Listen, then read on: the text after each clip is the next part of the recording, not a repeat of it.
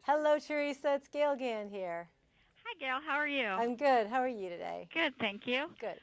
I understand you'd like to share with us today some ideas on putting a fresh spin on ice cream. I've got a couple fun Sunday ideas that I wanted to show you today because I'm partnering with Breyers and we're doing a Sunday contest, really. It's called the Sunday Scoop Off, and we're hoping people are going to enter their favorite Sunday recipe. But I've got a couple ideas to get them started, kind of get their, ice cream flowing, if you will. I'm just going to grab some stuff out of the freezer, if that's okay. Okay. I've got some ice cream in there, but I want to keep it nice and cold. And let's bring out this bowl too. There we go. So what I did was I pre-scooped some ice cream and let it sit in the freezer for about 30 minutes to really get a little more firm. We're going to do what's called an ice cream snowball out of this.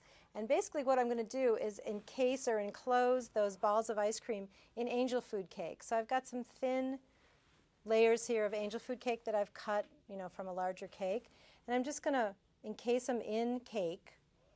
Kind of put that around it the way. Have you ever made like deep fried ice cream where you encase it in white bread and then fry it? Yes. Well, we're going to do that, except we're not going to fry it. So you just kind of mold that cake around the outside. And then put it back in so that it has a chance to really freeze and get hard.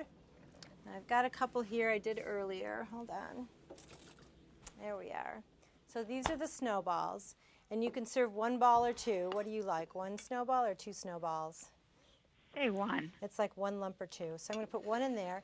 And then for garnish, I'm going to do a little bit of hot fudge on top. Oh.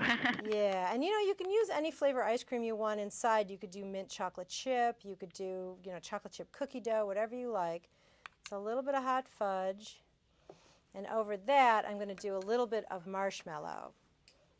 So this is sounds delicious. Almost reminiscent of Rocky Road ice cream, but on the outside. So there's the marshmallow on there. Don't be afraid to use your fingers because then you've got a little snack afterwards. And then I'm going to do some chocolate jimmies on top of that. So this is sort of an all chocolate and marshmallow experience. Perfect. So there, that one's for you. I'll make one for me later, don't worry. So that's a really cute idea. Another thing that you can do, I make chocolate dipped ice cream lollipops. So you can take the same ball of ice cream that we froze, stick a lollipop stick or like a popsicle stick in it, and then I actually dip it in some of that magic shell that coats ice cream hard, and dip it in a little bit of sprinkles, and you've got a lollipop made of ice cream, which is really fun for kids to do at a party, or just a fun activity to do after dinner as a reward because you did a really good job eating. Now, do you have any tips for a dinner party? Yeah, actually, if you go to the Breyers.com website, I've got 4 different sundaes there, and one of them is a coffee sundae.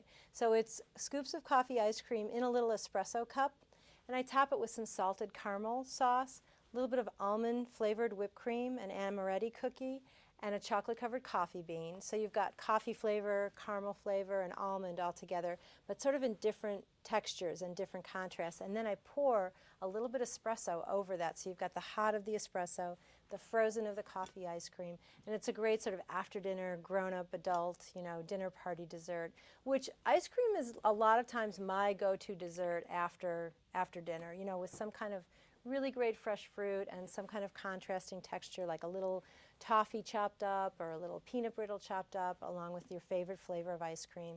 So my hope is that people will get great ideas just from looking at my 4 sundaes. There's also 10 tips on the website to look at, and then they'll enter the Sunday Scoop Off, which is our ice cream contest we're doing.